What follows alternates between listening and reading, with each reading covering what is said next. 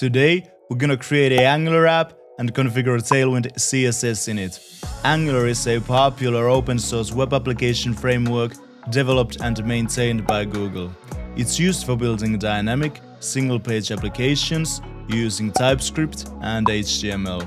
Let's jump in and get started with setting up our Angular app. Okay, let's start by installing Angular CLI globally on our system. The Angular CLI is a powerful tool that helps you create and manage Angular projects. Then we can use ng-new command to generate a new Angular application for us. And let's name it as Tailwind app. And for the style sheet, let's go with CSS. And for now, we don't want to enable server-side rendering. Let's cd inside our newly created app, and then we want to install Tailwind with its dependencies. This is recommended to ensure your CSS works across different browsers by adding vendor prefixes automatically. Then we want to initialize Tailwind by running the following command. It'll create us a couple of configuration files. Then let's open the project inside VS Code, and in here let's navigate inside styles.css and add these imports in here.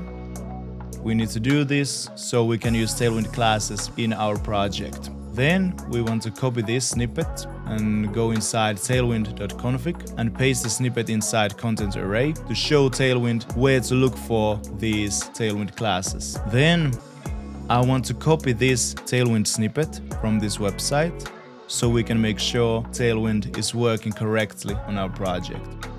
So click here and HTML, click copy,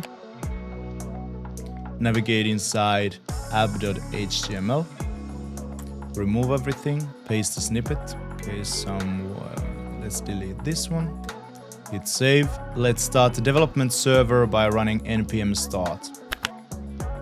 And we can just click the URL to open it in the browser. And we can see that we have configured successfully Tailwind in our Angular project. If you enjoyed today's video, please consider giving it a thumbs up. It really helps the channel grow. And if you haven't already, be sure to subscribe. Your support means a lot. Thank you so much for watching, and I'll see you in the next video.